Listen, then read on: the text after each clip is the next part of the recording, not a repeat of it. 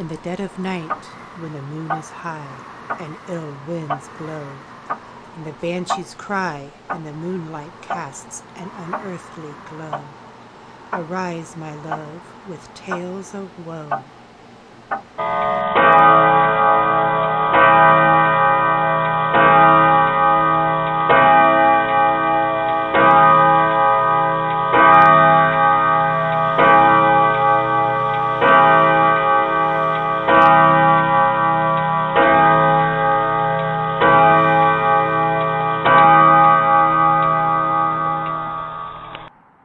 Good evening. It is 12 midnight, the paranormal hour. Welcome to Ghost. I'm your host, Chief Lawson.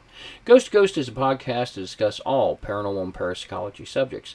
You can find Ghost on all major formats, so tell your friends, tell your family. Come listen to Ghost.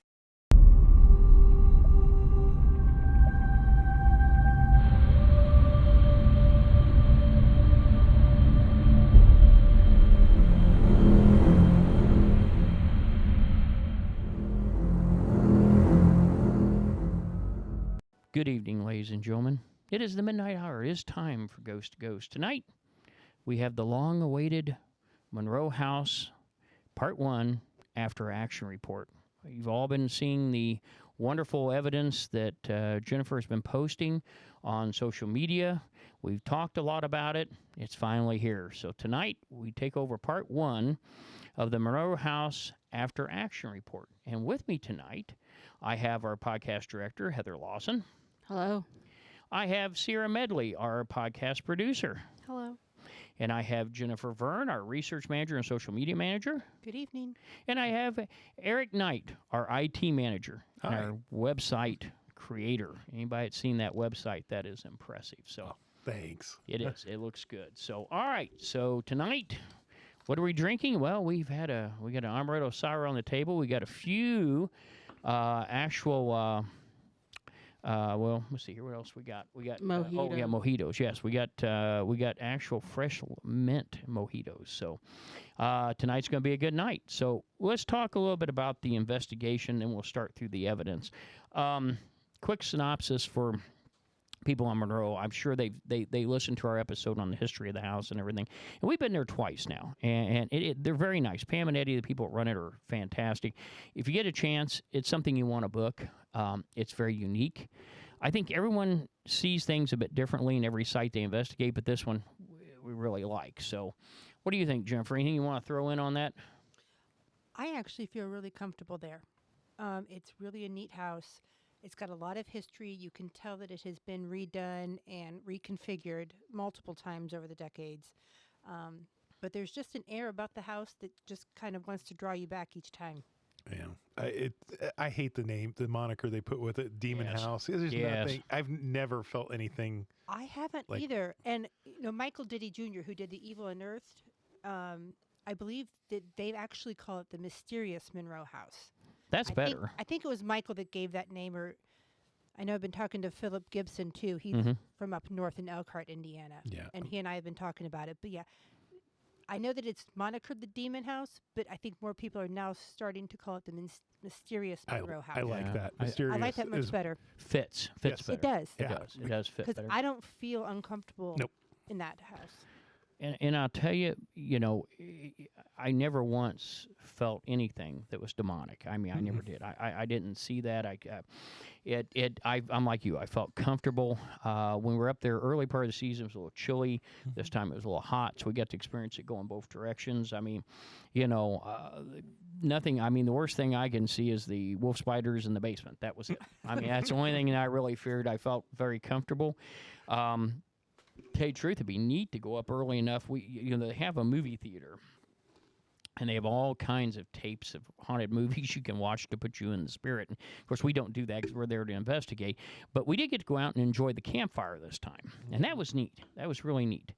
And I think for some of us, we found a unique way to eat pizza. That's the first time they messed up the order, and actually kind of worked out okay. We had jalapenos on it. Because I think next time I'm ordering pepperoni with jalapenos, because that was actually that was really pretty good. Yeah, I mean, I got to admit, and cracks me up because that's literally what I grew up on. Oh, really? That was my dad's order. To this day, that's all he eats. I still love them, and I mean, but that really hit the spot. I mean, that was all right. Good. So. Yeah. Well, I guess we're starting out in the basement tonight. Now, the basement's been an interesting thing between 2 visits. Yeah. I mean, first Talk about time. night and day, right? Yeah. Oh, yeah. Yeah. Because first time we put a camera down there and got nothing. And the funny thing about investigating is you will never have the laser array in the room that you should need it. You'll never have a camera where it really would have worked down. I mean, that just, unless you just end up with 60 cameras and put a laser array in every room, it's the only way you're going to defeat it, and then they won't do anything. Yeah, exactly. Yeah. You're not going to get any evidence. Yeah, and I mean, anywhere. so we tried that, and we actually did get, I think there was a few things that came in the first time around. And actually, I think Sarah clipped some and you clipped some. And so we've got a couple. But, I mean, they were really minute compared to the second time. Yeah, so let me flip over to my notes here. First investigation on March the 7th. We just had a few bangs that we really couldn't pinpoint whether they were us or not. But there was nothing that was really definitive. Andrew watched that entire camera. And, of course, 2 investigations, 8 cameras running for 12 to 13 hours each visit. That's a freaking lot of evidence to Yeah, review. thanks, Jennifer, for fronting all the time to review that. Yeah, she did the workload on this, and I mean, it's a lot. People don't realize, I mean, when we started out, we would take cameras and we would put them in a room, and our investigations lasted 4 or 5 hours. So, if you had 5 cameras for 5 hours, it was 25 hours. No big deal. Yeah, no big deal. But when you're running them all night long and you got 8 cameras, that's a whole different ball game. Yeah. Well, and I at least from my experience, you rewatch things multiple times. So it's not just one time through. You're watching several clips several times Precisely. through. Oh, yeah. Precisely. Yeah. Yeah. And so there's a lot of, and Jennifer did pretty much, 90% of this, and the rest of us geared in where we could help. And I mean, I'm a lot of times, unfortunately, I was kind of useless. I just, whatever she'd find, she'd send me a clip and I'd look at it. But that was the great entail on me going through it. And I went through the command center camera, but that was about it. And I think Andrew spent some time on a few. We all tried to do what we could, but you want to thank you because you did really well. And The interesting thing was that since we didn't have any activity, and I had been researching and talking with some of the other teams around the area through Facebook and whatnot, the basement has been pretty quiet lately. Wow. So our decision next time, since we got absolutely nothing, and we had a ton of activity upstairs that we'll get to later, where we didn't have a camera, we decided to pull the camera from the basement and put it in the upstairs. Yes, we did. Yep. In doing that, we had no camera in the basement this time, and it seems like the basement had kicked off big time on our April investigation. Oh, yeah. Well, I've heard people say, well, why don't you buy more cameras? Well, here, again, we go back to this, More cameras. Yeah, you got more things we have to go through and to review, and you can have too many cameras. I really believe you can. Exactly, because they're going to know where you have the cameras and where you don't. And so they're going to avoid the camera at all possible. Yeah, and I mean, we'll discuss later on in the green room what happened in March when we had a camera in there. Yeah. So, well, now, what did we catch in the basement? Okay. I know. Go ahead. So the good thing about the basement is it's right under the blue room. Yes. And the blue room is an extremely highly active room. I've got my own names for these rooms. So if you guys don't know what I mean by the blue room, it's like the living room outside of the bedroom area. Bedroom where the ladies stayed. Floor. Yes. So that is a rather notorious room, and I think everybody does know it as the blue room. But anyway, we did have a camera in there. And we kept getting a metallic bang I heard on that camera. Checking all the other cameras, thinking maybe it's coming from the kitchen because there's a wall that it could bleed through there. And the kitchen camera does not pick up any of this. So starting at 1954, we get metallic bangs for the next 8 minutes, and it happens 16 times. And precisely during this time, we are all sat down in the command center room, which is that setup room when you first walk in, recording our little live podcast session. Yeah, the one that, and folks, you can find that if you go through our broadcast. It'll be on there. End of April. Yeah, Monroe, end of April, Monroe Live. So this is during that time. So none of us are up around making noise. We're not banging around the kitchen with our equipment and whatnot. 16 times over the next 8 minutes. And I think we've got some clips that we'll put in Yeah, we'll here. play here in just a second. That was season 5, episode 8 is that when we recorded live. So, yeah, we've got, so the clips we have, and I'll make sure I got the right clips to what you have. I show that we have, they're named and you know the name, so I'm going to let you do that. You'd be better off than me doing it. Well, this one I haven't clipped yet because Oh, okay, this is the one that will have to get clipped okay. and put together. Okay. So that one you'll see it toward the end. We're going to play a couple of them. So right now, if you are listening to this on audio format, you need to go to YouTube at G2G Indiana and look up this episode. And I think we also have those onto the social media sites we've been posting as we go along.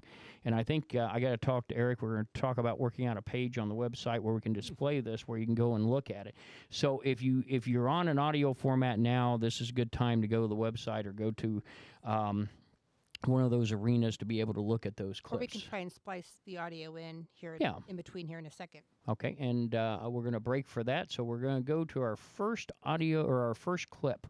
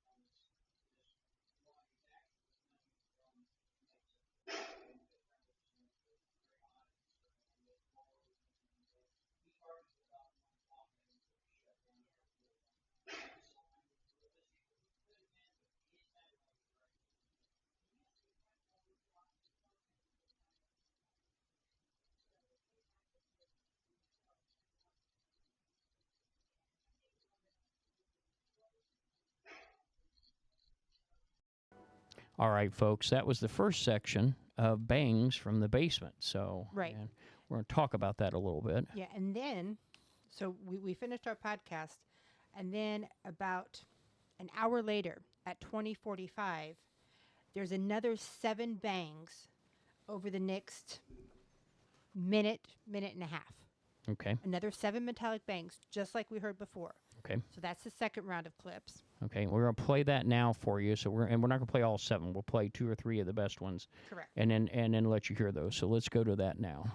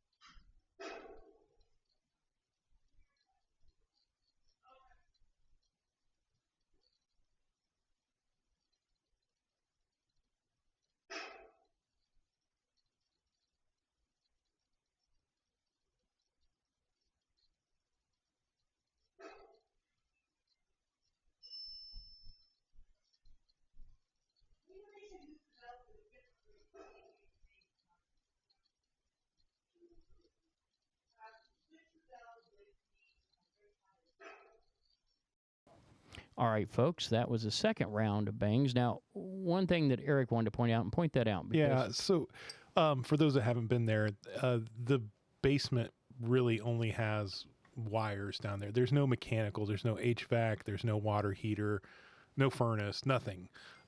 It's pretty empty. So Yeah. there's not like, you an HVAC system, it heats up or it cools down and there's contractions. Expansion, contraction. Yeah, and you get pops and stuff. There's nothing like that down Especially older ones. So. But what is down there? 3 metallic chairs. there. Yep. Yes. And Yeah, and that became interesting because there's a lot of EVPs we're picking up where it sounds like somebody's moving them folding chairs Well, and and the coins. well, and the thing is we kept hearing what we Yeah. thought were rocks. Somebody was throwing rocks down there. Well, I even told Right. you, I felt like when I got hit, I thought it felt like a rock. I mean, it Yep. felt like somebody took like a piece of pea gravel and lopped it off of me. And I mean, and then we could hear it when it hit the floor. Right. So, But, we didn't hear any of this beforehand. No. So you had no really thing to measure it with. no, me and Tim was Because- down there the first time in March, and we didn't get much. I mean, it was dead as could be. The whole atmosphere didn't Right. feel the same as it was when we were there Right. the following Now, month. speaking of March, Mhm. we do have 2 clips that we're going to play right now. Okay. The one's a clink, and the other is a sound. They're early in the evening, around the 8 o'clock hour. Okay. We have no really reason for these sounds to be here, but we can't really say that they are paranormal. But we're going to play them so you can hear them. Okay. We're going to go to that now.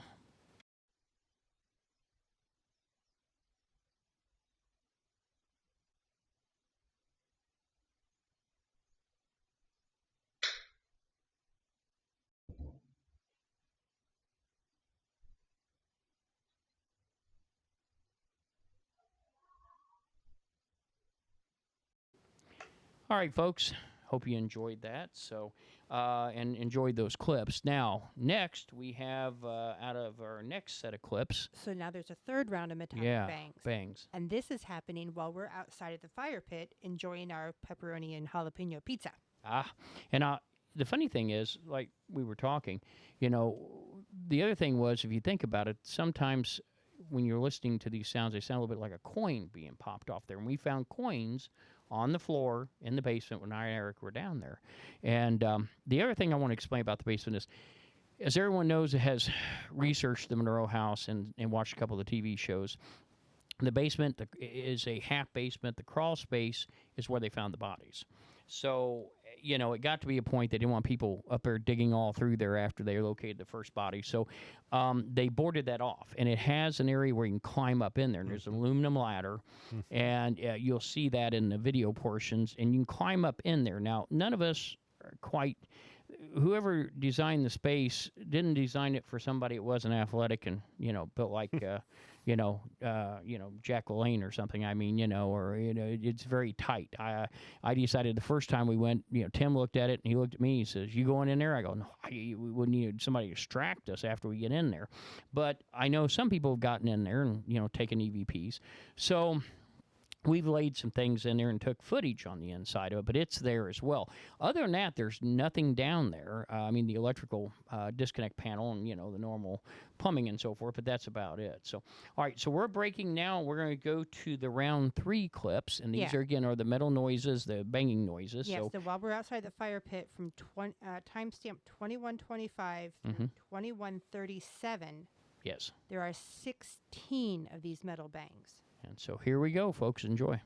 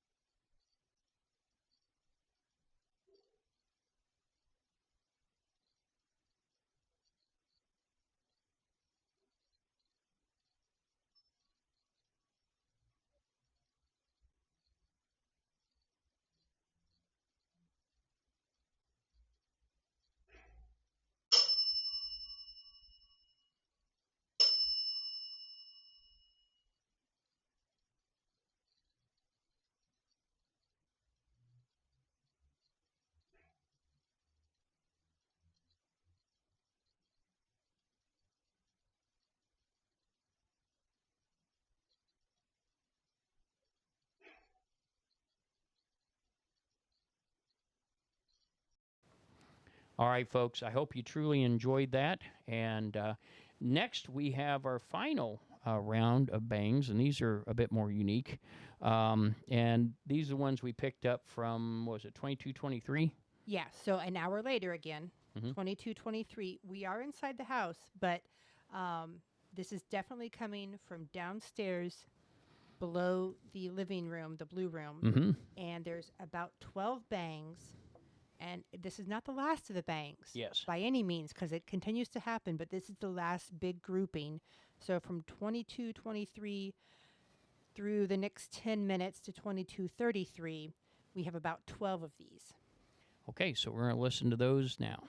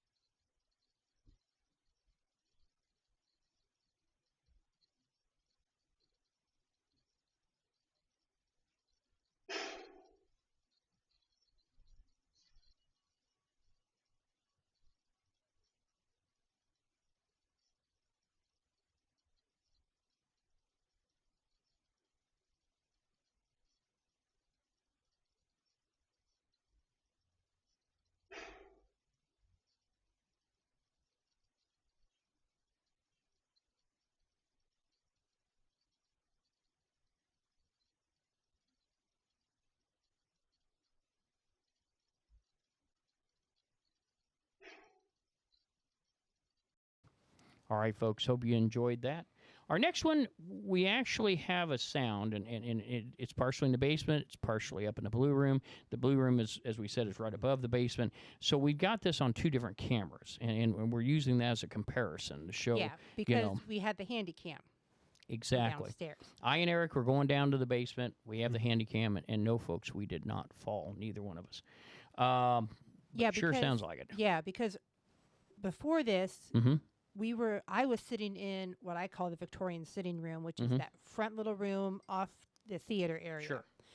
And there was just something telling me that we had to go down to the basement. Yes. And being as we have seen wolf spiders in the basement, there is no way I was going to the basement. So I suggested that Chief and Eric possibly take a handy cam down to the basement.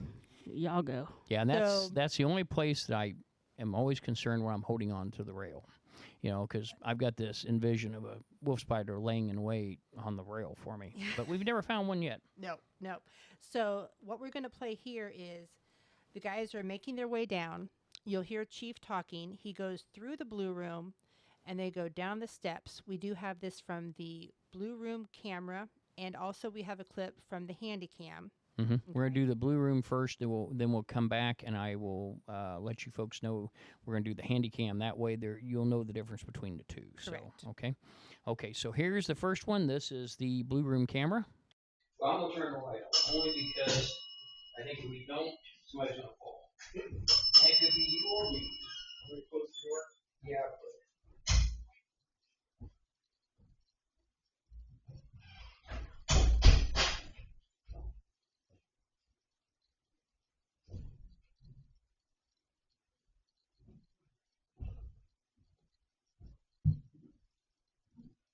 Yeah, I'll All right, folks. Hope you enjoyed that. That's a heck of a sound, too. It sounds just like we barrel rolled all the way down the last 3 steps. Exactly, which is why I then went to the handy cam to Yeah. see if somebody Make sure stumbled. nobody Well, fell. And I had Yeah. my SLS one, and we didn't hear it on that either. I have No, it's not on the SLS either. So on your camera, on yeah. your phone camera. Yep, the rig I have set up for my SLS that we use, I have an extension on there, and I record everything that's going on around it, and I record the screen. There was nothing on it. No. No, and that's, you know. It you sure need sounds all- like I fell down the stairs. It does, but because we had the handy cam and all that, I know you didn't fall down the stairs. So here's the handy cam footage. All right. I would turn, well, I'm going to turn the light on, only because I think if we don't, somebody's going to fall. That could be you or me. Can we close the door? Yeah, I would.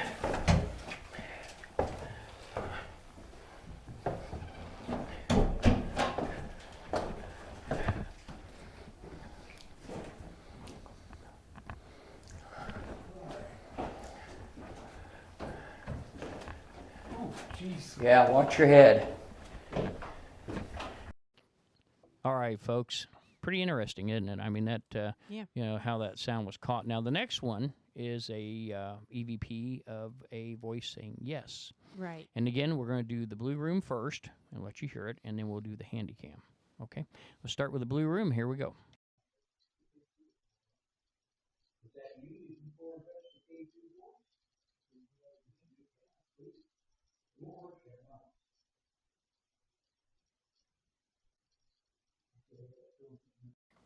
All right. Hope you enjoyed that. And now we're going to do the handy cam so you Yeah. can hear it on the other. Well, so on the handy cam, you'll Yes. only hear your conversation. Not it. You don't get the EVP. Yeah. Yeah. Yep, that's right, because we were already going down. Okay, here we go. Stairs. Yeah, it's mapping the beam, which Okay. is kind of weird. I don't know why it would do that. That's weird, but I mean, they do, you know, SLS is not 100%, so it does have that. The K2 is going off. Was that you? Did you come over and touch the K2 for us? Can you do that again? Would you do? Yeah, please. It won't hurt you, I promise. I see, I got that feeling something messing with my hair again. Oh, it's going off. It's going off, yeah. Thank you. We appreciate that. All right, folks. Hope you enjoyed that. The yes clip, that's kind of interesting. It is because you can tell she's speaking right over the top of you. Mm-hmm. So what's going on downstairs on that handy cam when you've got the K2 going off is upstairs you're picking up what sounds like that little girl Mm-hmm. saying yes. Yeah. So you can hear on the upstairs camera her response to you. Yes. Now, going back just a second to the crash clip, Mm-hmm.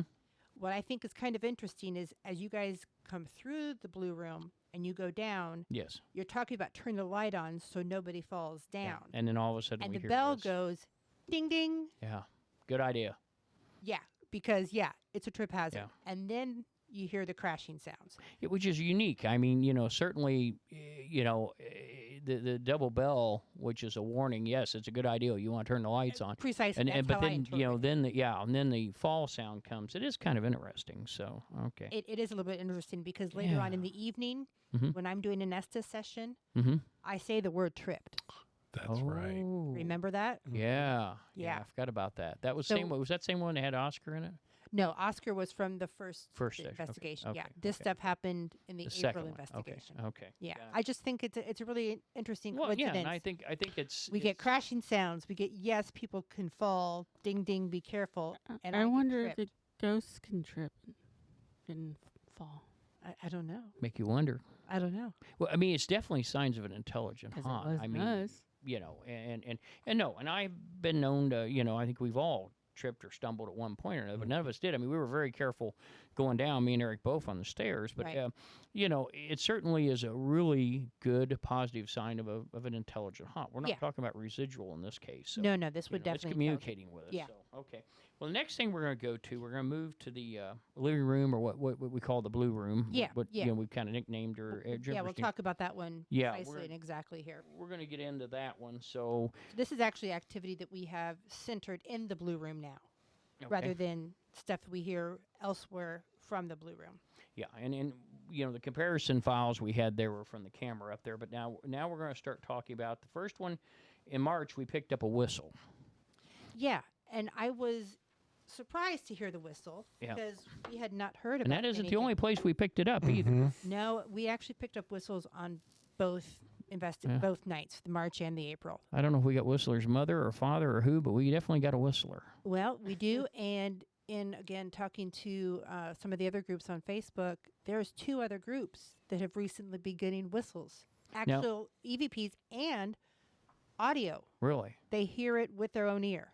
So we weren't the only ones. Now, Nope. one thing we need to do is we need to shout out to those groups. So do you remember the names? Yeah, Trisha with Uper Paranormal Oh, okay. up in Marquette. Yep. They've been down this year, and then Philip Gibson up in Elkhart. Oh, outstanding. Okay. He's been down there. Home of and- Elkhart Brass. Yep. And I caught the whistle in March that we're going to play here, and after I'd been reviewing it is when I saw a post from Philip that said he had caught a whistle, and I was like, "Oh, that's not been happening recently," because I've never Sure. heard about. And so I had confirmation that we have whistling in Monroe House after I found the whistle clip. Wow. And I said, "Philip, we just got one too." And Trisha's like, "Yeah, we've been getting whistles also." Yeah, that's pretty interesting. Yeah. And I mean, obviously, that's a preferred means of communication. So, At the moment, it is. yeah, definitely. So yeah, we'll play this first whistle from March Okay. right here. So let's do that one.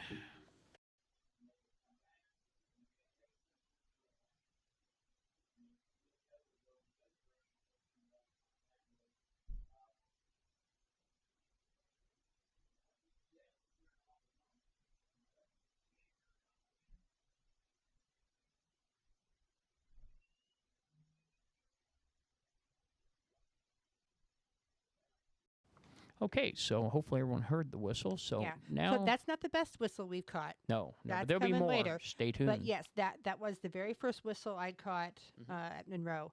And then the next thing that happened in the Blue Room, the Blue Room was kind of quiet for the rest of the night. But Sierra, Heather, and I were in there doing a little investigating. And we got some cat ball action on the table next to Sierra. You can see she's not moving. The table didn't get bounced or nudged. It just starts to go off. Yeah, it was terrifying. Yeah. So for the audio medium, you're not going to be able to see this, but yeah. you can always check it out on our Instas Mhm. or our Facebook page. And we are going to try and see if Eric can't make it happen where we can get yeah. all of our evidence clips up on the website. So you can go visit Yeah, our website. and we'll let you know, See look everything. That for- way you can determine for yourself. Exactly. Look on social media, and we'll announce when it's on the website, so it'll be there. And maybe we can start doing that on After Action Reports, posting it there where everybody can see it. And Yeah. kinda go Yeah. That way you guys can make your own determinations. That works out really well. Okay, So here we so go. we're going to go on to the cat ball clip, and here we go. Is there another place of the house we should move to?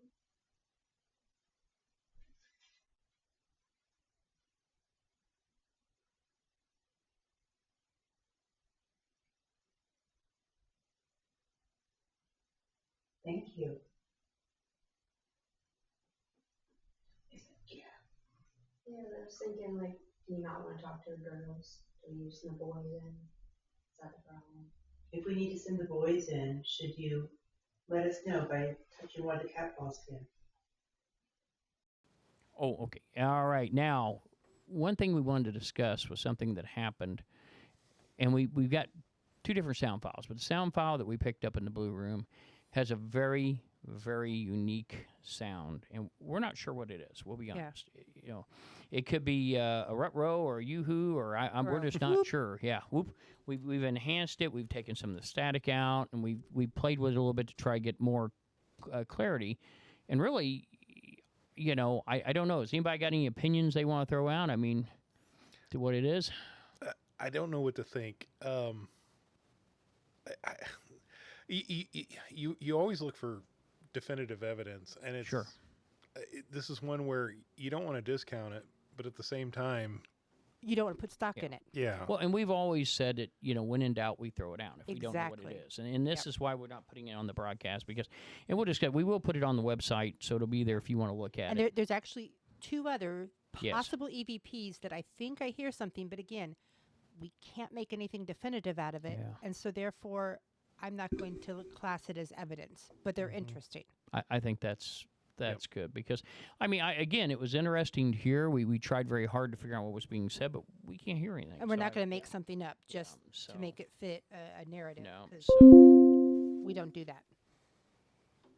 That was Well, an interesting no, roll. that was and that wasn't an EVP. That came from my computer, so I apologize.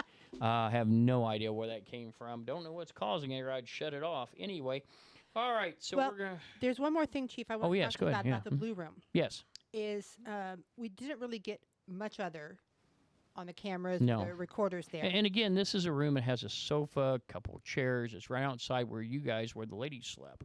yes, Which is the bedroom. So yes. there's the bedroom door. And this goes is in also there. the room where that ladies had the supposed yeah. possession. Possession, yeah, the alleged So, possession, yeah. You know, that room to me was supposed to be the electric room, the hot room, the hot spot. Yes. And I will tell you, the very first time I went to Monroe House, that room did seem off and iffy. Yes. But of course, it was the first time I'd ever been in the house. But on the first night in March, we had our dead bell, and we had it in the green room. Yes. For this April investigation, we brought the dead bell into the blue room because it just kept going off constantly in the green room. And let me explain for those who don't know what the dead bell is. This is a, for lack of better words, a bellhop bell. It's like the bell you see on a counter that you tap Or a for teacher's service, bell. or teacher's bell. And it's been modified and it's been adjusted to work off EMF. So when it finds EMF in proximity, it's supposed to ring the bell. Yeah, so like a K2 meter. Like K2 meter. And it just, that's instead of the lights lighting up, it rings the bell. We are experimenting with this piece of equipment. We've had it out several times, and sensitivity adjustments we're having a bit of trouble with. But I think Monroe has so many active spirits that you really have to tone the sensitivity down to be able to define between spirits. you know? Right, so that's why we took it out of the green room, because it just kept going off constantly. And our thought process was, well, if maybe that is supposedly the portal room, maybe we've got energy going in and out of that room. Sure. So, and that's why. Well, it's and the going other off. thing is, ghosts tend to be like kids at times. They're very bored. So you give them a toy, they'll ring it all the time. Right. And we thought at first in March that because it was in the downstairs Ouija room, we thought, oh my God, they're going to sit there and keep binging this thing. Because it was almost, we tried to time it, and there was no timing between the rings. They were all. It was all sporadic. Yeah, it was all over the and place. Almost constant. And when we say green or Ouija room, it's also known as a museum room, just for people. Oh, I didn't know that. Okay. I've heard people call it the museum room. Okay. So, it's the room that's painted green with the big picture and All right. and all So of Eddie and stuff Pam, in if there. you're listening, you need to put plaques on the rooms and go ahead So and we name can the all name them rooms the and make them same. official. That way we get this all together. Okay. Yeah. So it kept going off again Yes. in April because we put it back in there, and we thought, you know what, let's move it to the blue room to see if it quiets down. Okay. It really didn't. But Tim and I went in there to have a call and response session. Mm-hmm. And when we were in there, the bell stopped ringing. Mm-hmm. So I'm like, okay, well, maybe it isn't as random as we think it is. So then we tried to have a conversation with it, and the bell was very hesitant to ding, to go off. Yes. And it stayed quiet during my questioning until I got to a certain date. I was asking about, did you live at this house during a certain time frame? And I was going through all the decades. I missed one, so I went back to 1910, and the bell dinged. Ah. So Tim and I were having a conversation that we found it very frustrating that when we're not in this room, this bell is going off constantly and incessantly when it's not being asked to. And then we're trying to have a conversation. It seems to be responsive, but we leave, and then it just seems to be completely random again. Yes. So I have a very hard time pinpointing down whether we should believe the bell or not. It almost like we need to have a secondary. But then when we got cat balls there, and the cat balls don't go off. Yeah. And the cat balls work off motion and vibration. So, the meter could be picking something up depending on sensitivity. The way I understand it from what I read on the meter or on the instructions, that EMF could be picked up as far out as 7 foot. So they may never even get close enough to it, And then again, I really thought in March they were using it as a toy for entertainment. But then it just kept ringing, and after a while, even they would have got bored with Right. I mean, it rang so much. Yeah. In April, we actually put it away when we went to bed because there was no way I was going to Yeah, have and it go off all night long. yeah, no, because it would have, and I think that we still have a little bit more work to do on that piece Yeah, of I agree. equipment, but I don't know that we're ready to give it up because I think it still is a good piece of equipment. I think it has its place, but that's why we carry so much equipment. It's like a toolbox. Not every wrench will fit every nut. Not everyone will have a need to get in a certain space. So if that one doesn't work, we pull out a different piece and try that. So. Right. Okay. Well, before we go to the green room, we're going to take a quick commercial break, and we'll be right back after these messages.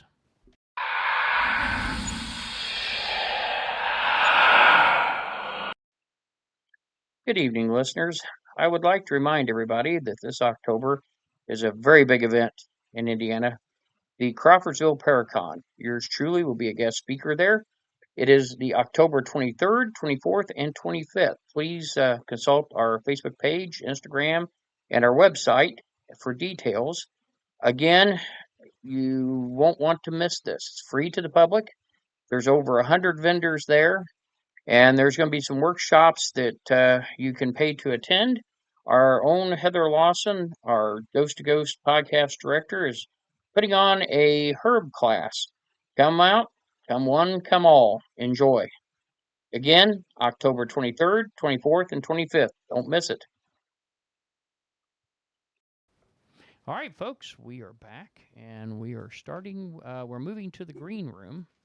And the green room is also, as we just said, is known as the museum room and known as the downstairs Ouija. I've heard a lot of different things. So call it what you will. We're going to let Pam and Eddie, it's their place. They should be the ones to name it. So, put some nice plaques up and whatnot. So, all right, starting in the March investigation. This one's interesting. Yeah. This one's interesting. Yeah, Tim's orb.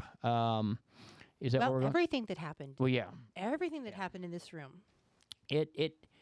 And the funny thing was, we spent some time in there, and everybody is wired differently. So some people have more feeling and more personal experiences when they're sitting in there, and they can feel, uneasy, feel static. I never felt a thing. I'll be honest. When we were there in March, I almost dozed off in the chair at one point. And those are comfy chairs. Oh, God, yes, those are. Those are very, I got thinking, I wonder where they got these at. These are really nice. And the bad thing was, if it wasn't for the bell, I probably would have took a nap. And, it's got a lot of things in it. It's got one of the crying children paintings, which, if you don't know about that, we have an episode coming soon on haunted paintings, and we'll talk about that. But then they have... they have some really neat antique equipment. Back in the early days, and being that I've been in this 30 years, when we started out, the recorder of choice was a Sears recorder, and this thing's big as a brick. Oh, yeah, and if you really want to see one, if you watch Kojak the Night Stalker series, the first few episodes, he uses this, and it goes around. It had a purse strap on it. You'd sling it around, because, this thing used a regular cassette. And it was huge. It ate up C batteries like there was no tomorrow. And then they finally got to the micro recorders, which were slightly smaller. And, all through my college days, that's why I took notes on. I must have had 40 micro cassettes because, you didn't want to tape over them. You just kept buying them and labeling them. And, but yeah, that was some of the equipment they had. They had some other things. I can't remember all the equipment they had in there. We'll post some pictures. I actually took some pictures of that cabinet, so we'll post those. So if you get a chance to look at that, and I really enjoyed some of the museum pieces they had there. And then my good friend Richard Estep, a lot of his books were on display, and there was a lot of neat things in there. But there was 2 chairs, and the first time I really didn't think it was that active, but then again, we got a few things, so Yeah, when we first got there, set up our cameras, and the amount of dust orbs that are flying around in that green room are absolutely insane. Oh yeah. And of course, I'm not very big on orbs. You have to really impress me with the orb, like the one we caught at Fowler. And if anybody hasn't seen that, go check our socials, because that's one I fell out of my chair when I captured that one in Fowler. But there are quite a few that I just completely dismissed in the green room as complete dust. You can just tell. But there is one that we're going to put a picture up. Yep. On the poor kitty. Yeah, somebody wants out. Where Tim has enhanced one of the orbs and it's possible that you can see a face in there. Or it could be pareidolia, but it's an interesting clip. I'll tell you, we really blew it up because after you get to me, I blew it up even more. And I mean, it does. It looks a lot. It could be pareidolia. I mean, it really could, but it does look a lot like a face. Yeah, but again, Yeah. when in doubt, Throw it out. throw it out. Yeah. But we want to show you because it is intriguing to us. Yep. So we're going to post that up, and if you want to go this time and take a look at that, you will see that there. And I'm not going to cut to it because we can keep moving on. Right. That room was Andrew's favorite room, I think, while he was there. And I mean, he really did enjoy the room. And I enjoyed what was in it, but I didn't have the same feeling about it. I didn't seem very active to me. But I mean, again, I probably am the one person in the group that doesn't pick up on that like everybody else does. So, Right. Now, it didn't seem active at the time. But when we are going back through the recordings, there are a lot of knocks and thuds that could be responses. But at the same time, the staircase to the second floor is right above Yeah, you're going that right above room. there. Yeah.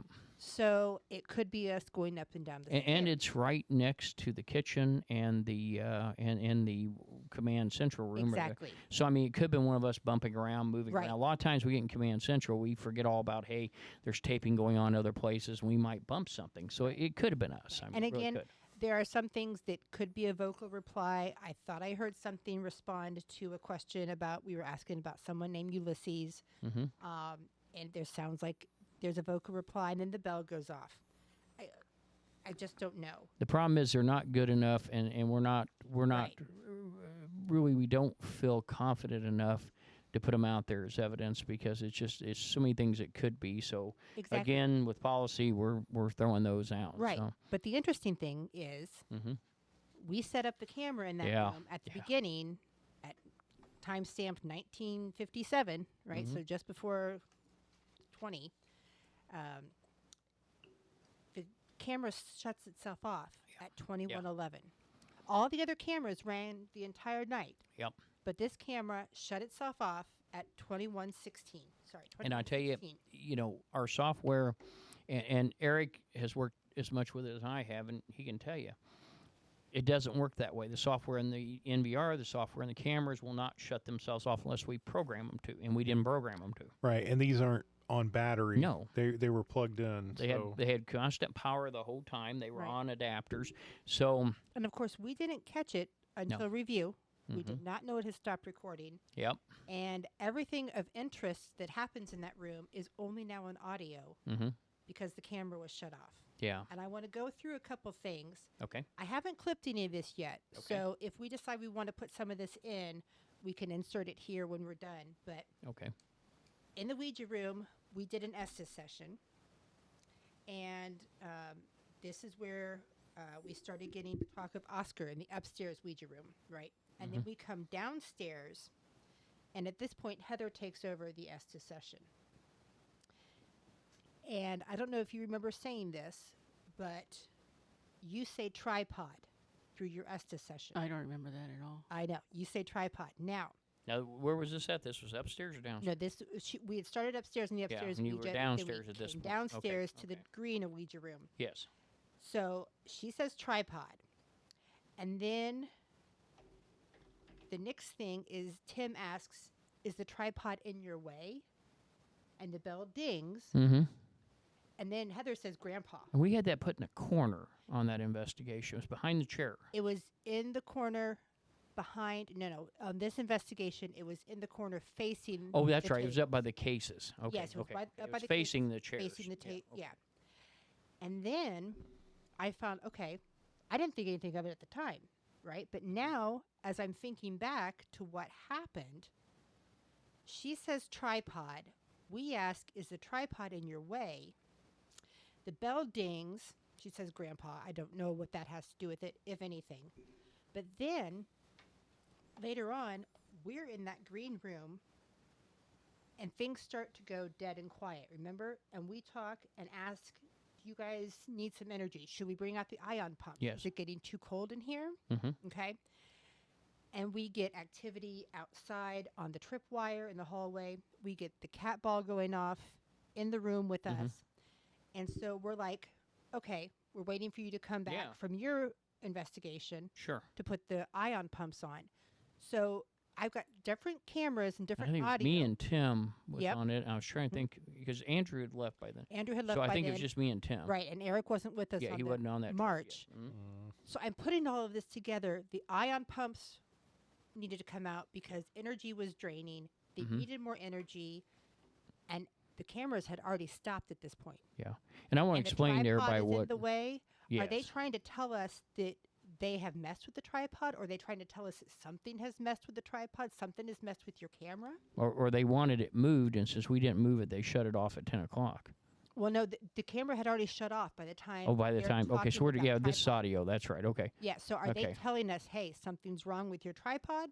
Maybe they're telling us, yeah, something went wrong with the camera. We should have Maybe. listened, I guess. I don't know. Well, the funny thing is, where that was sitting at, that was facing back to the chairs. Now, I think the one in April, we put it behind one of the chairs. But, Correct. yeah, I mean, that could have gone either direction there. That truly could have. I mean, Right. it could have been, they were definitely referring to something to do with that. What else came up? Just tripod? That's the only thing that stood out. Came up from that SD Yeah, session? that's the Okay. only thing that stood out. Something I should explain to everybody. First of all, Well, there is one more thing. But Oh. I was going to get to it when we talk about the upstairs Ouija room. no, whichever way you want to go, but yeah. we'll wait. Well, I tell you what, ion pumps. Okay, so everybody understands what those are. We use a lot of equipment. We always tell people we do, and these were popular. I'd say in the early 2000s, and I think they still have a use. What the ion pump does, it positively charges the atmosphere, and it gives more energy. Now, for a while, there was a big argument because people said the ion pumps caused the ghost. That's what was happening. It was causing the ghost. It was a cause and effect situation. Others said, no. It works as a medium to be able to provide them energy to come through. So there's still a lot of back and forth. I believe that they positively charge the atmosphere and it gives the entities energy to use. It's like giving them a battery pack. And you have to run it for a little bit. And all it does is it's harmless to us unless you run it in larger calibrated dosages, then it can give people headaches, but we don't do that. I mean, it just ran enough to be able to give them a little extra energy, a little extra poof to get going. The other thing about the SD session, if you don't know what that is, and you can go to our website, and we have actually, I think there's a little snippet on there, but with the SD session, this was developed back in the 60s, and it's a double-blind study. You have a receiver, and then you have either what they call a scribe or control. I call it control because that's what it was in the original experiment. So one person is blindfolded. They're given a set of noise cancellation headsets, which are plugged into an SB2 or a spirit box. Doesn't have to be the particular SB2 model. Any spirit box that scans, and they sit and listen to this scan. And they're told to speak out any word that they hear come through the box. The command at that point, or control person, they turn around and ask questions. Now, they don't always have to be in the same room with the person. They could be in the room next door asking questions. It doesn't really matter because, again, the receiver isn't supposed to hear this. So at that point, that's how it works. And then they ask the questions, and then we hear the responses. So we did several SD sessions. Sometimes that's like an open wire. We can talk to spirits much better that way, and they will converse with us. They'll be very talkative if they can. So just to let you know, and as we go along, we'll describe the equipment we use, so that way everyone knows. So. All right, so And actually, while you were explaining that, I was going Yeah. back through my notes, and I do have a clip of Mhm. the hallway cam okay, from that March. yes, It's labeled Ion. So we can pause here and slip that audio video clip in if you okay, we'll do that. All right, so let's review Ion. Do you need more energy? Should we set up the pumps to give you more energy? Yeah? Yes, okay. When she walks by, I will let her know. Let's get some more energy going. We want food. Is it too cold in the house? Just not enough energy yet? Or did the storms take the energy away? Is all the high pressure gone?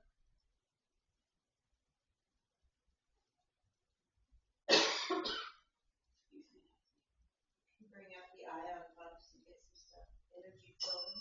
Okay, that was 2 for the ion pumps. Okay.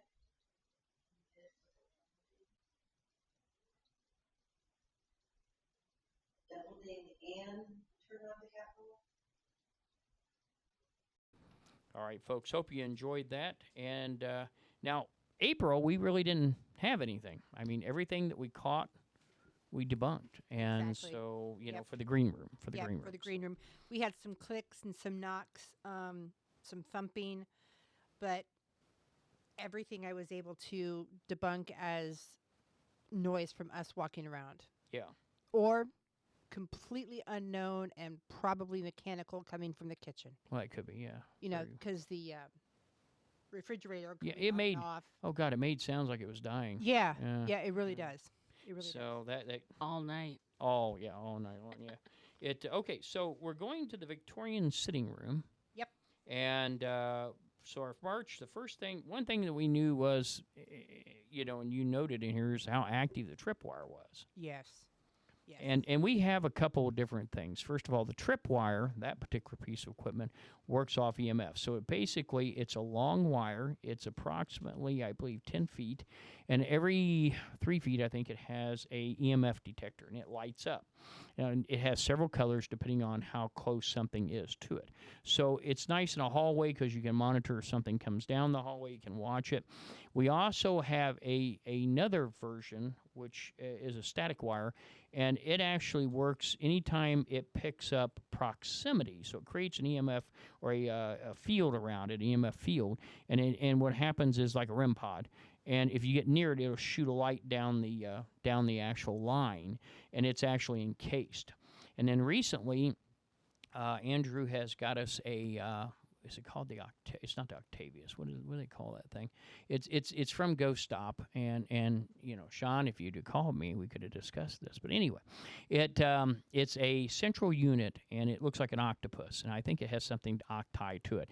But anyway, it has up to 5 lines going out. So it can monitor 5 different directions. You put it in the middle of a room, anything and anywhere in the room will light it up if it gets near it. And so, you know, we use those piece of equipment depending on where we're at. Now, if we're at a hallway like three halls merge and like maybe like Waverly or Randolph or something like that, we can set this down and see where anything's coming from any direction on that. So that way you know what we're talking about. But yeah, the tripwire. So let's get back to that. Yeah, so the tripwire was a constant source of activity in the March event. And in March, we had the camera facing down the hallway towards the kitchen area Mm-hmm. so we could get the tripwire. Yes. In April, we switched it so that it was actually facing the sitting room, the Victorian room. Yes. I could get a little peek down the hallway to the kitchen, Mm-hmm. and we did have a cat ball in the hallway that you can kind of see reflecting off the wall. Is that the one Tim in the smashed? April. That's the one that Tim smashed. Yeah, we're picking on Tim. He's on shift tonight, and we have to laugh. And it would have been me if it hadn't been him. That was so loud when he popped it that you could hear it upstairs. You guys called down Wow. and said, "What was that noise?" Yeah. What's going on? You down heard there? that pop on the second floor. Yeah. Yeah, cat balls are expendable. We buy Yeah, them they in are. a gross. I mean, we do because if it survives without being damaged, if you drop them, they're dead. They're gone. Mhm. I mean, again, this is Chinese manufacturing at its finest. And I mean, and if it does last and not being destroyed, the battery will die. And there's no way to change the battery. They're glued shut. So what we do is we buy them. We have a box of them that sits on the shelf, and then we test them. And if they don't look good, we change them out and throw that one away. I mean, it's not expensive. It's like $10 or $15 for like Right. 20 of And them. he was like, "Oh, I'm so sorry." I'm like, Yeah. I mean, I've dropped and they're broken them off a expendable. jail cell. yeah, No, it's not a big deal. it happens, and we got plenty to replace, so it's not a big deal. But that was in April. But in March, the hallway was extremely active with Mhm. the tripwire. But that wasn't the best thing we caught. now we in- had the in the G2 hallway. set up there then. No, that was the April. No, that was April. Okay, we didn't set that up. We decided that it was a good idea, and we should have. Exactly. yeah. Exactly. So, but when Eric was reviewing this hallway camera right off the bat during setup, and for you guys who've been following Instagram, you know where this is going. We got something, but all of us dismissed it until then. I re-listened to it again, and I'm like, nope, that is Mhm. not Sierra. And this is where you and Sierra in the Is this the hallway. drone? No, this is the no. Oh, okay. Remember? Yeah, yeah. Okay. You're asking. Now we don't have a camera in this room yet, do we? Mm-hmm. And you I remember hear that. Yeah. no, Yes. and it's very flat. It's very. There's no inflection in it whatsoever. This doesn't sound natural. It is very unnatural sounding, very flat and dead sounding. And this is not Sierra's voice. It is a high pitch, and Sierra has a lower pitch voice because she's talking just before that when she's talking to Chief. Mm-hmm. So you can hear her voice. At Hey. least I can. I don't think I have her Yeah. voice in the clip that we're going to play. But Mm-hmm. those of you who've been on Instagram, you know what this clip is, and we're going to play it here for you now. Okay. Here we go. Take it right around the corner. And so putting this with the, so hopefully no one trips Yeah. over. Yeah.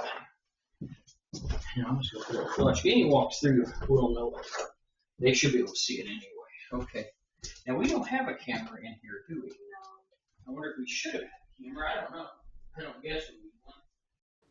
All right, folks. That was the no clip. That was the and first no no clip. clip. Yeah. The first one. Yeah. Okay. Because the Green Room did capture one more EVP, and Uh-huh. I didn't catch it. Eric caught it. And you're talking, Chief, about the infant that died Yes. of SIDS. Yes. Right. Mhm. And there is another voice, and it sounds like the same voice, only stretching the word no out. More Like a pronounced. Sad. No. Yeah, Oh. like a sad no. Yeah. So we'll play that one here for you guys. Okay. Says to Kenwood Moore Street after City. Probable sudden death syndrome. And it's actual vegetative. They react all All right, we are back. And now we're going to talk a little bit about, and this clip, I was doing a call and response, EVP session, and I'm asking if you were here during the fire that the Monroe house had. I'm trying to get somebody to respond, and the response we get is a very drawled out, very definite no. Or a groan. Or a groan, yeah. It Yeah. could be a groan. I mean, you could take that either way. But I think it's a good piece of evidence, and let's go ahead and listen to it. There's you. Hey, were you here during the fire? Was this what I'm reading about here? Did this happen while you were here? I guess one of those calls if you were here during the fire.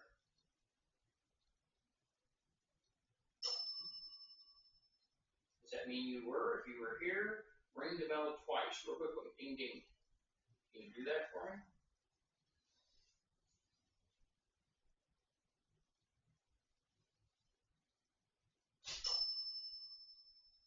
Okay, you're still dinging, but we haven't established if you're here during the fire. How about, like Tim said, why don't you light up one of the little balls? Did you hear that? Okay, hope you enjoyed that, and you can decide if that was a groan or a no. And feel free to go to social media and post that and let us know what you think. So, all right, what we got next, Jennifer? Okay, so now we're going to go to April, and this camera, instead of being directed down the hallway, we're directed towards the sitting room now. Mm-hmm. We got some EVPs, we got some whispers, and again, this is stuff that we're not totally sure about. So we're not going to pop them in here, but they will be up on the website when we get that up and operational. But they're very faint, almost whispers. What I am going to show you right now is interesting. Okay. Okay. And I know what people are going to say right off the bat. Anybody who's been to the Monroe house knows that the floor in this room is plywood. Yeah. And it creaks and it moves Decking, yeah. every time you walk. Oh, God, yeah. Okay. So Tim and I have gone in there. We're setting up cat balls so they can be in view of the cameras the entire time. I go down to the theater room to turn the light off in there. Mm-hmm. Tim comes towards me and stops right in the theater room. And as soon as he stops, you hear a knocking pattern that sounds like the floorboards. Oh, yeah, I remember this one. Yeah. But it's a knocking pattern. It does not match Tim's feet. No. And it is weird stepping up there. Him and I were walking up in the upstairs Ouija room, and at one point I stopped, and then he stopped, and then we heard an additional step. And I remember turning around, looking at him. He goes, "It wasn't me." And but some of it can be popping in the wood too. I mean, Popping in the wood, yes, but in this configuration, this wasn't it. in this rhythm, Mm-mm. in my opinion, 3 knocks, wasn't it? yeah, I think it's 4. 4? Okay, I was going to say, I couldn't remember, but it's very distinct. In my opinion, it is paranormal, but we do have team members who are not certain about this clip. Okay, so we're going to go ahead and play that, and you can make your own call, and here we go.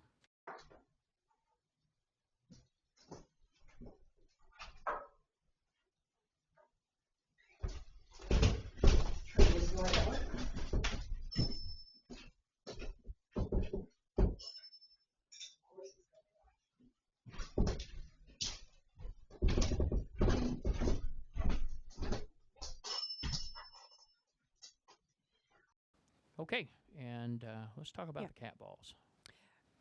So the cat ball in this room, when Eric and I were deciding where we were going to go for the Estes session, we come down the hallway, and as we turn the corner, the cat ball is going off on the table.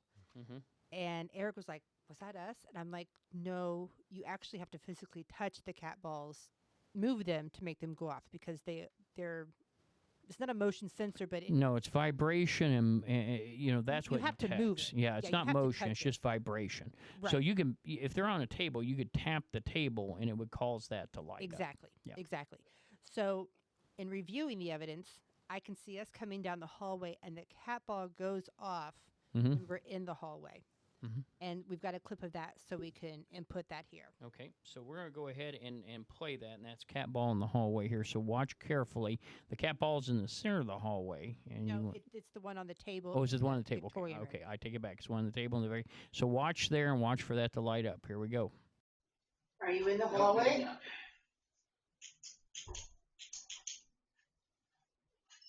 You light the cat ball up again? Thank you.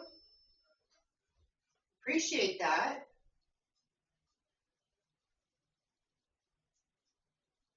We've been watching on the cameras.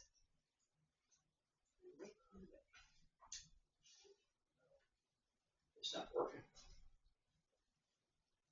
Did you break the G2? The sonar? You not want us to see you? Cat ball went off. Okay, did it go off? Yep. And I actually Communicating didn't want with us to us. see it. All right, ladies and gentlemen, did you see the cat ball? Did you see it light up? That's the key. Watch it several times. We're going to take a quick break, and we'll be right back after these messages.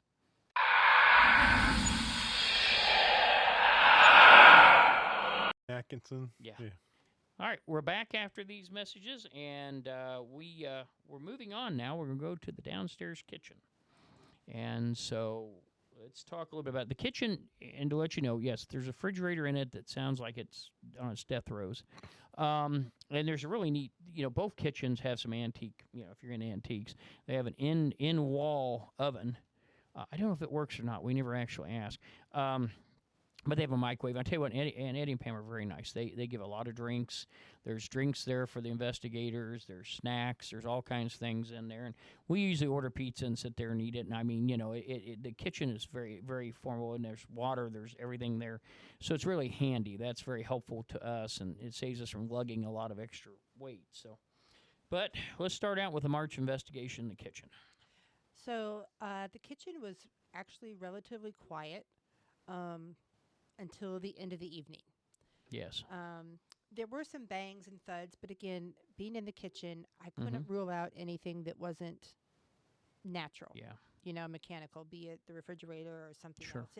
Especially in the command center, because you can hear just about anything through that door from the command center into the kitchen. A lot of times I had to go to our command center cameras to rule out noises, breathing, yawning, chip bags crinkling. Well, yeah, and I've done this 30 years, and you still do it. I mean, I remember we just investigated a very small location one time, and we set up in the garage. It was a condo, and we could pick up on the camera right above the microphone, the recorder right above there was the master bedroom, and it was sitting in the master bedroom, and we had a member who was eating some sort of candy, and it came in like a full plastic wrapper. And we couldn't figure out what the hell that noise was. It was coming in the actual upstairs master bedroom. And then we didn't, at that time, it wasn't a common practice to keep cameras running or microphones running in Command Central. And we found out we needed that to be able to rule things out. But, oh, yeah, we figured it out. It was him eating candy. Yeah. And, Yeah. you know, it happens. So, you know, people forget when you're in Command Center. I talk loud to begin with. I'm really bad at it. You know, I do it a lot. And then, you know, people tend to bump things. We don't worry about saying, oh, that was me, because we're not, that's our base or safe spot. We're not investigating in our minds, you know, and that can cause a lot of contamination, really. Yeah. Yeah. But starting about 3:30 in the morning, the kitchen gets a little interesting. Now I've got 5-ish clips here, and I'm just going to run them down real quick. Clip 2.1 is the loud bang, and it sounds like a cabinet in the kitchen. Now, we had the camera inside the kitchen, kind of up against the mirror room, Yeah. okay, shooting through the kitchen out into the green room, the Ouija room. Mhm. So we don't have all of the cabinets in frame because of the way the angle is, Yeah, And it we don't doesn't have- catch the whole thing. and we don't have the cupboards up above behind the camera. Mm-hmm. But this definitely sounds like the kitchen cabinet getting banged shut, which is a claim in this kitchen. Yeah. And there was one group that actually caught video of a cabinet door opening and closing. Right. I mean, some of it could be residual sounds that are coming, but I mean, you know, and then again, the other group actually caught, you know, kinesis. They caught it moving and opening and closing. Right. Well, we'll talk about residual Yeah. after the break. Okay. But I'm going to play this clip for you right now of the loud bang in the kitchen. Okay, so here we go.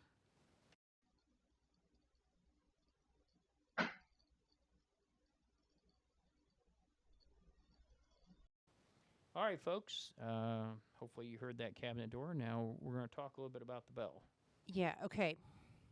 This was really hard for me because we are asleep. So this is not us talking.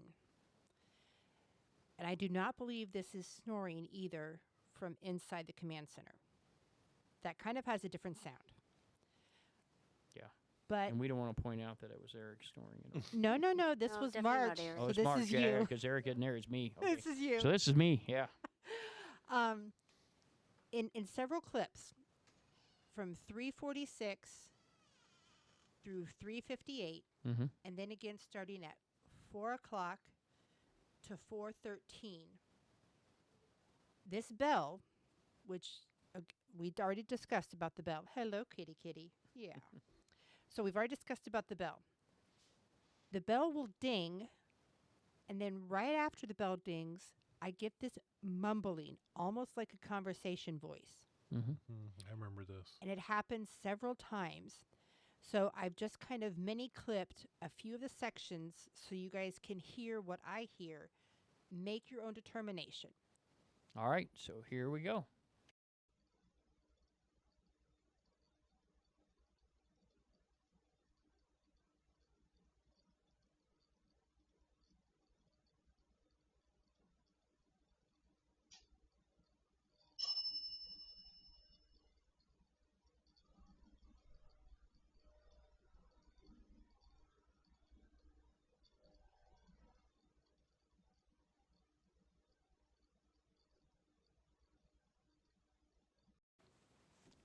All right, ladies and gentlemen, our next set is 4 files, and tell me what you think.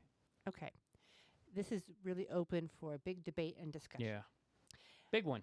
It is a big one. Because at first I discounted this, and then I went back and listened again, and I am really on the fence on this one.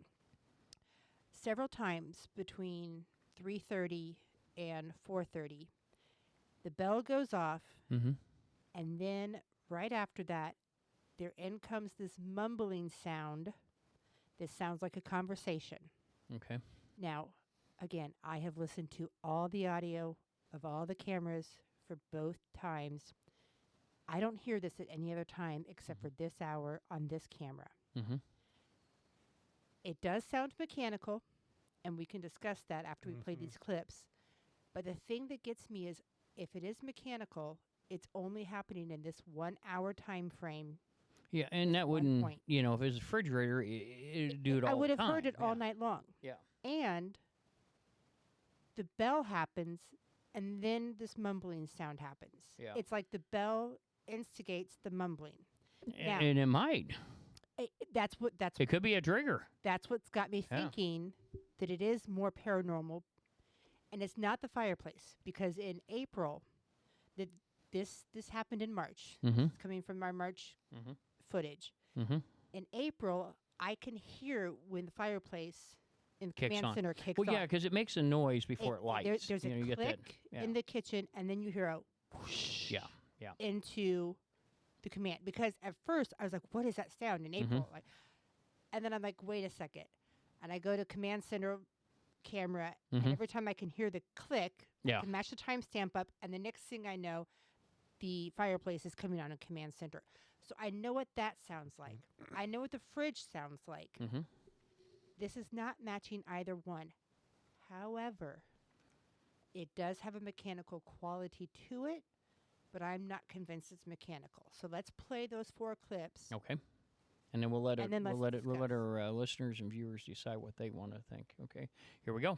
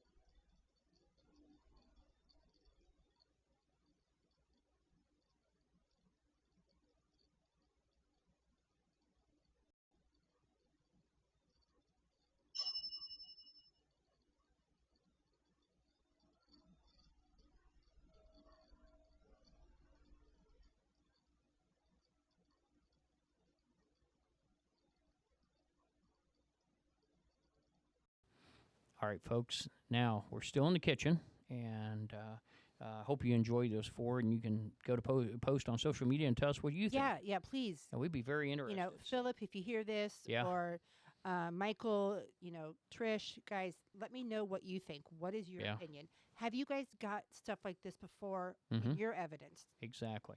If we can Okay. get some corroboration, that might help. That would, yeah, we appreciate that. And we appreciate to all the groups that reached out to us that shared what their experiences and their evidence was, and we got a chance to certainly talk about that. So now we're moving to the kitchen, downstairs kitchen in April. Yeah, again, this camera didn't really yield very much in April. Yeah. But what this camera did is I had it shooting down the hallway because I had the one at the end of the hallway shooting into the Victorian room. Sure. Okay. So I wanted to get the hallway because we wanted to get any cross action that we might get. And this time in April, we set up the G2 sensor laser Yes. grid down the hallway. And let me explain what that is. That's our piece of equipment that really, really neat. We get that from Ghost Stop, and what it is, it's a laser grid and a radar, if you will, built in. They sometimes refer to it as sonar, but it's actually technically maybe sonar in its design, but it's not underwater. So this is a radar operation. So the unit has a screen on it that shows us in the area it's looking. If something appears, it will show where that's at on that screen. And it also, certainly emits the radar image, and it's a really, really good piece of equipment. First time we ever used it was Fowler theater, and I mean, it's been a really good piece of equipment. So, something to think about.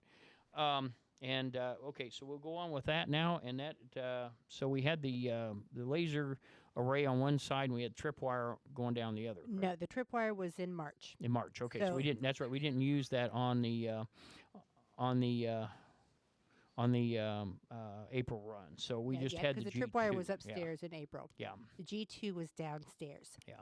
And the other thing we I had. teased him because I told him, I said, you can step on the cat balls. Don't step on the G2. G2. Yeah. Yeah, the other thing we had this time was the cat balls in the camera view. Yeah. And that, yeah. So we had a cat ball on the floor in the hallway that this Mm-hmm. this kitchen camera was catching. Yeah. Boy, that's a tongue Camera twister. kitchen. Mm-hmm. Camera Say that 3 catching. times fast. Yeah, I can't say that 3 times fast. I can't say it 1 time. That cat ball was quiet Yeah. all night. Yep. Except for 1 hour's worth of activity. Mm-hmm. And that hour's worth of activity started after Tim stepped on the original cat ball and popped it. It's like they got mad. Yeah. It's like you So- took a toy. He steps on it, pops it, and that's at 22:56 timestamp. Mm-hmm. We set a new ball down, and at 22:57:36, the cat ball in the hallway goes off for the first time on command. We had asked for it to make a sign. Then, 10 seconds later, we get click, click, click, click. The bell goes off, and then the ball lights up in the hallway, and we get click, click, click. A minute later, we get the cat ball going off. 2 minutes later, we get dots in the grid. Now, let me explain this because it's going to be a little bit Yeah. hard. Yeah. They're very, very tiny dots, and they just sort of flash within the grid. So you can see the grid on the floor and Mhm. on the wall behind it. Mm-hmm. And at times you can see little lights flicker on the red lines. Mm-hmm. They're going to be gray lines because it's in infrared. You can kind of see the lights flicker on and off. Now, I did not catch the dots the first time I went through this evidence. I was just watching the cat ball. Mm-hmm. We get more dots in the grid a minute later.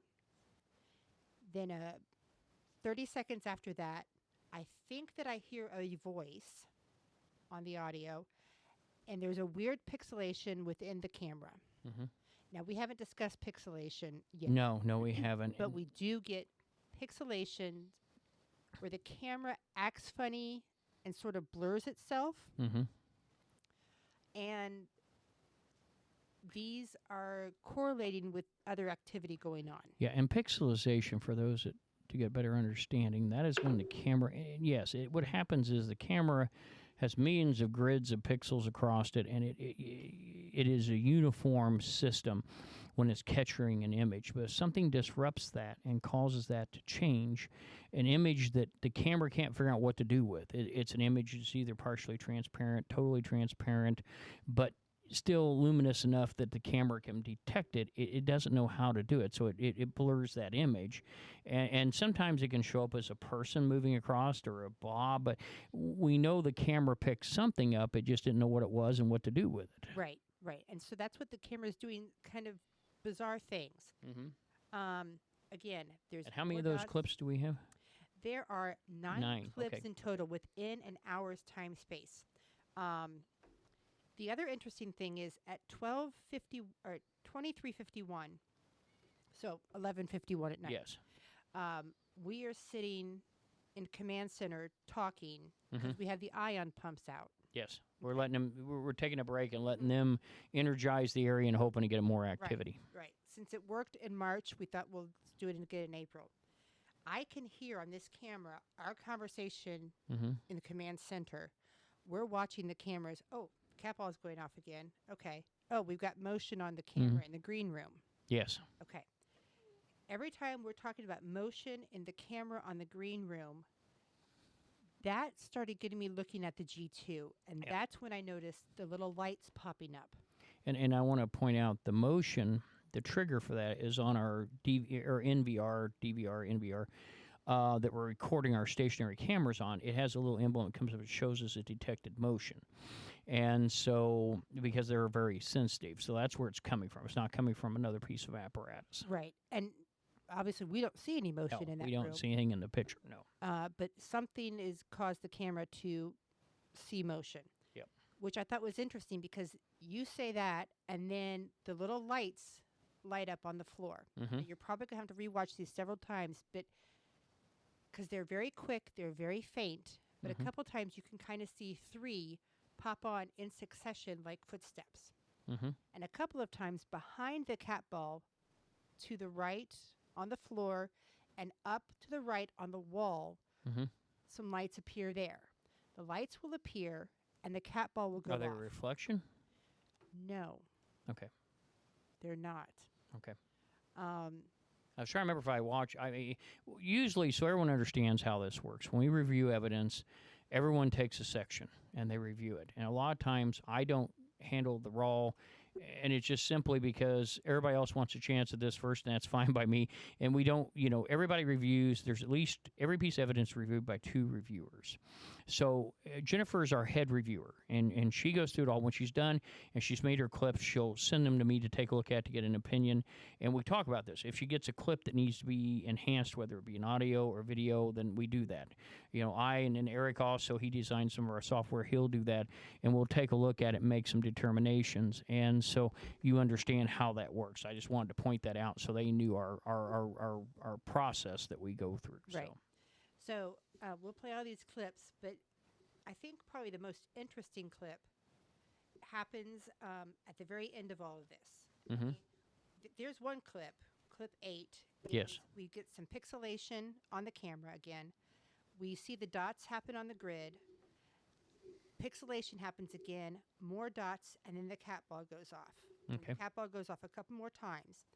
At this point, we decide to come out and do some investigating because there's some activity going on, Sure. obviously. We're seeing it in the camera. You come out, and then we're like, oh, shoot. On the G2, the grid is working, Yes. but the screen is not. Yeah, something malfunctioned with it. Something happened Yeah. with it. And we ended up determining that it was not paranormal for the Yeah, it G2. was mechanical. It was a Yeah. mechanical tech issue. Yeah. But at that point, we come back and we're trying to work on the G2. And I come out and I start asking questions. I said, did you guys mess with our G2? And the cat ball goes off. Yeah. And real quickly, before we go to that, the other thing I want to talk to you about is our static cameras. We deploy cameras that have both microphones, and these are great. We from the old days when we started years and years ago. So when we set them up, they detect motion. They can read anomalies within the field, and they also have a microphone, which is what we're working off of. So it's great, but we have a central command center where we monitor these. Now, these are expensive, and a lot of people don't have the money to put out to do this kind of operation, but if we're doing a very large area, we find a lot of activity happens after we leave a room just as much as when we're in it. So these are great. Also, when we're sleeping, we get a lot of activity. So these cameras help be our other investigation buddy that can Stay help. up all night. Yeah, can stay up all night and watch monitors while we're sleeping. So you understand. So we have 8 cameras deployed in Monroe in 8 different locations, one of which is Command Central. And so that's what we refer to when we're talking about that. So let's go ahead. We're going to play these 9 clips. Now, I'll tell you what I'm going to do.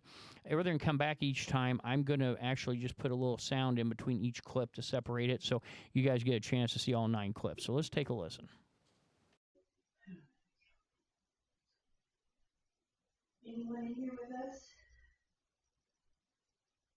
We're going to sit quietly and see if you can show us your presence. Thank you.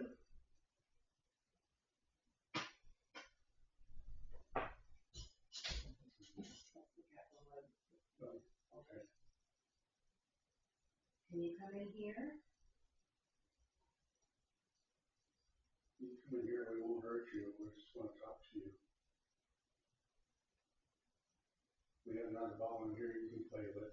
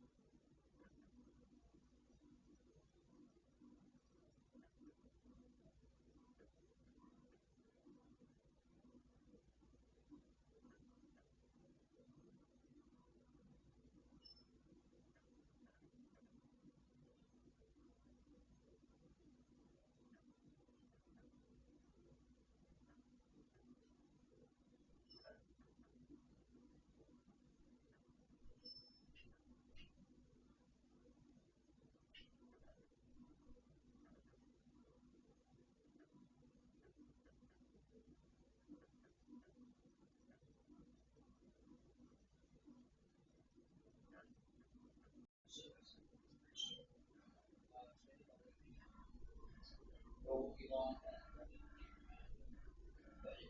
doesn't look great.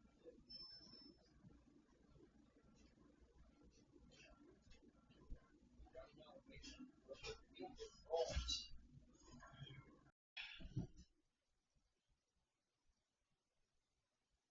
We're about 5-10 minutes. We'll head that way.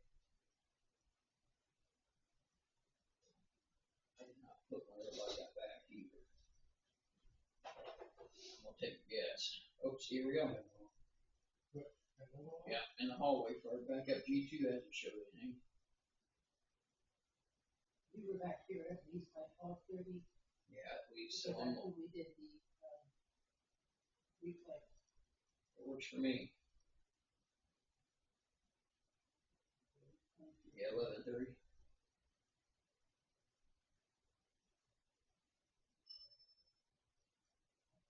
Okay.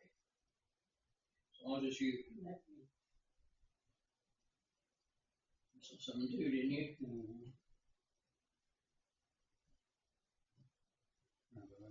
Mm-hmm. Something. Right by that door facing. Looking down here to see. There goes cat ball again. I tell you what it is. It's the reflection off the lacquer of that cat ball. See it flashing? Maybe. I don't know. That didn't look like what I saw. Cat ball wasn't gone when you guys said. Yeah, that's true. I think something moved and then walked down to the cat ball. There goes again. There you go. It's got movement in the green room.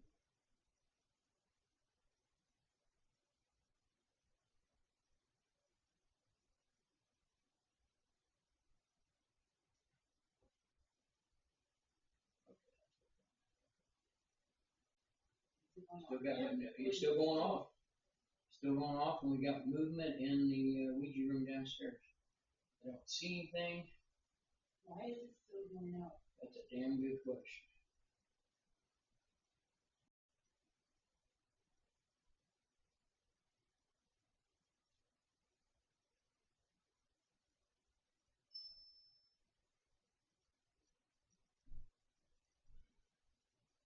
No, it's single light, so it's not going off.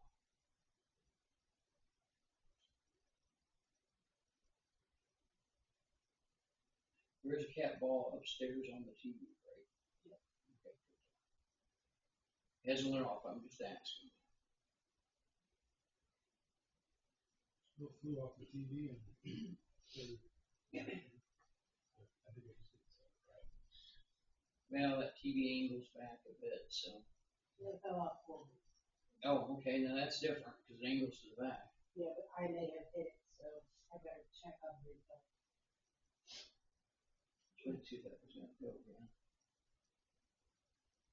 Let's see, that's what we got. There goes again. There goes again. Wait and see if we get movement down here. The main I went in the room, they just strictly be in the hallway.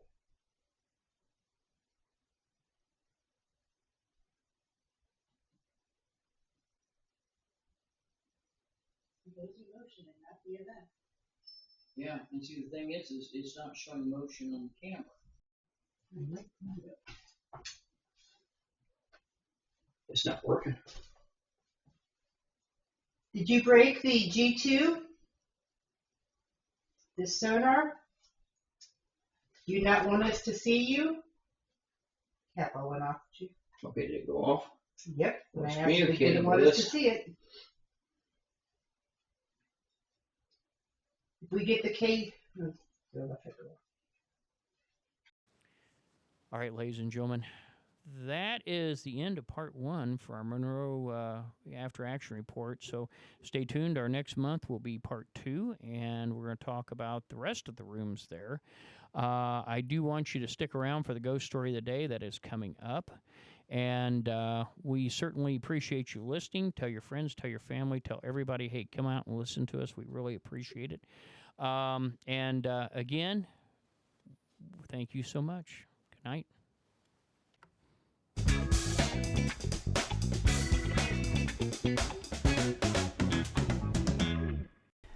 Today's story is from Haunted Indiana, Ghosts and Strange Phenomena of the Hoosier State by James A. Willis.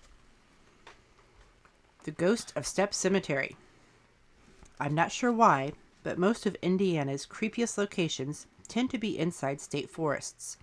If you're looking for something really scary, you might want to head over to Monroe State Forest, located near Martinsville, where you'll be able to step inside what many consider to be one of the most haunted locations in the entire United States, Steppe Cemetery. The ghost stories and legends associated with Steppe Cemetery have been around for years. In fact, you'd be hard-pressed to find any Hoosier under the age of 60 who hasn't heard of Steppe. Little is known about the origins of the cemetery, other than it was established sometime in the early 1800s. But even that is a bit fuzzy, especially when you hear some people claim it was the work of a mysterious cult known as the Crabbites. While most of the gravestones are from the first half of the 1800s, there are a few from the late 1700s. There are even a few family plots here, such as the Bowmans and the Adkins. Unfortunately, Steppe Cemetery has fallen victim to repeated vandalism over the years, making it hard to get a firm count on how many people are at rest here.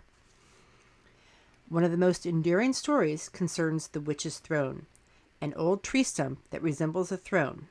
It is said that a woman dressed entirely in black sits here, often under the light of a full moon. Sometimes she is even seen holding her face in her hands and weeping. Her painful sobs are often heard even before one reaches the cemetery. There is a story concerning a call to a local police station claiming a woman was up in Pet Cemetery. Thanks for listening to Ghost. Again, I'm your host, Chief Lawson. You can find Ghost on all major formats on the 15th and 30th of the month at midnight.